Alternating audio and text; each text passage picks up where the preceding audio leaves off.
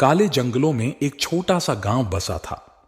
उस गांव के पास एक पुरानी भूतिया हवेली खड़ी थी जिससे सभी लोग दूर भागते थे।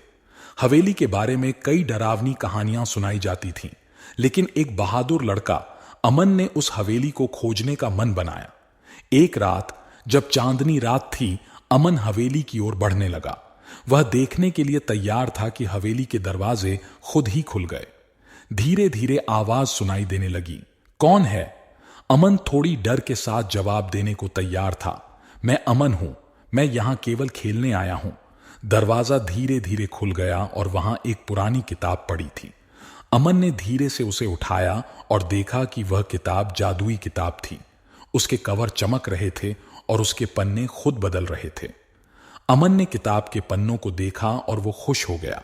उसने पढ़ा कि इस हवेली में एक प्राचीन जादूगर ने अपनी शक्तियों की रक्षा के लिए एक किताब छिपाई थी। अमन ने किताब से एक जादू सीख ली और वापस अपने गांव चला गया। उसने अपनी जादू से गांव की समस्याओं का समाधान किया और लोगों की मदद की। गांव में खुशियां फिर से लौट आई और लोग अमन की बहादुरी का सम्मान करने लगे। उनका गांव अब खुशियों और अच्छाई से भर गया था। एक दिन अमन ने फिर से हवेली की तरफ देखा और देखा कि वह अब और भी भविष्यवाणियों और जादू की किताबों से भरी थी। उसने देखा कि वहां उस पुराने जादूगर की आत्मा खुशी से मुस्कुरा रही थी। उसने बोला, तुम्हारी बहादुरी ने मुझे शांति दिलाई है। जादूगर की आत्मा बोली, तुमने मेरी किताबों की मदद से लोगों की मदद की और उन्हें खुशियों से भर दिया। मैं तुम्हारी आभारी हूं। अमन ने जादूगर की आत्मा को धन्यवाद दिया और हवेली को छोड़ दिया। लेकिन वह जादूगर की किताबों की सीख का सार हमें यह सिखाता है कि जादू की शक्तियों का उपयोग सिर्फ भलाई के लिए करना चाहिए। फिर अमन ने गांव के लोगों को बताया कि वे हवेली में शांति का वातावरण है। वे सभी मिलकर हवेली गए और वहां वे जादूगर की किताबों का सम्मान करने लगे। अमन ने उन्हें बताया कि अब हवेली में दुर्गंध और डर की जगह प्रेम और शांति है।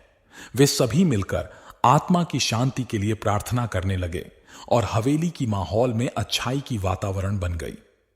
एक दिन अमन ने हवेली में एक बड़े ही खुशनुमा ख्वाब देखा, जिसमें वह जादूगर के साथ बैठकर खुशी से हंस रहा था। ख्वाब ने उसे यह बताया कि वह जादूगर के आत्मा को शांति दिला चुका है और उन्होंने उसे आगे की जिंदगी खुशियों से भर दी है। इस खुशनुमा सपने के बाद अमन ने जादूगर की आत्मा को शांति और खुशी के साथ जाने की दुआ की और उसका धन्यवाद दिया। इस बड़ी जादू से भरी कहानी के बाद गांव में खुशियों की बारिश होने लगी। हवेली अब एक जादू से नहीं बल्कि प्रेम और समझदारी से भरी थी। अमन ने सबको यह सिखाया कि दुखद और डरावनी चीजों को परिवर्तित करके वे एक खुशहाल और समृद्ध जीवन जी सकते हैं। दोस्तों, अगर आपको यह कहानी सुनकर अच्छा लगा तो एक लाइक करो और ऐसी ही जादुई कहानी देखने के लिए हमारे इस चैनल को सब्सक्राइब करो, ताकि जब भी वीडियो आए तो सबसे पहले आपके पास पहुंचे।